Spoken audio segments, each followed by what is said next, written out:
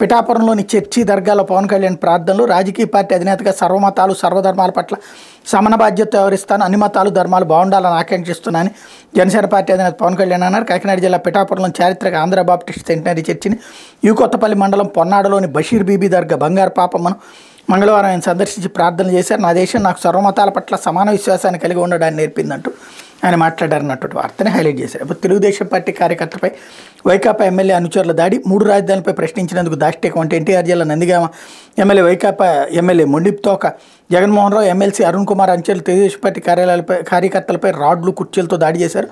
3 రాజధానులపై ప్రశ్నించినందుకు ఈ ఘాతుకానికి పాల్పడ్డారు. చంద్రపాడు మండల ప్రజాస్వామ్య పరిరక్షణ ఐక్యవేదిక అధ్యక్షుడిగా నల్లాని రామలక్ష్మణ ప్రసాద్ అలియాస్ కిషోర్, నందిగామ మండల అధ్యక్షుడిగా నల్లాని నరసింహారావు వ్యవహరిస్తున్నారు.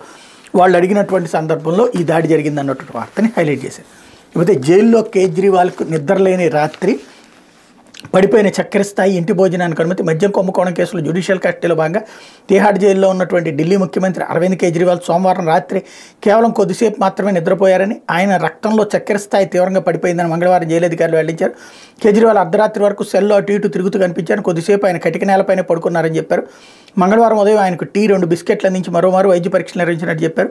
కేజ్రీవాల్కి చక్కెర స్థాయి 50కి చేరుకుందని వైద్యుల సూచనతో ఆయనకు మందులు సమకూరుస్తున్నట్టు పేర్కొన్నారు. రక్తంలో చక్కెర స్థాయిలు సాధారణ స్థితికి వచ్చే వరకు ప్రతిరోజు మధ్యాహ్నం రాత్రి భోజనంగా ఇంటి నుంచి వచ్చిన ఆహారాన్ని అనుమతించారు. సెల్ బయట జైలు అధికారితో పాటు 2 భద్రతా సిబ్బంది నియమించారు. అత్యవసర సేవల సిబ్బందిని సెల్ సమీపంలో సిద్ధంగా ఉంచారు. సీసీ కెమెరాల ద్వారా ఆయన ఎప్పటికప్పుడు జైలు అధికారులు గమనిస్తున్నారు.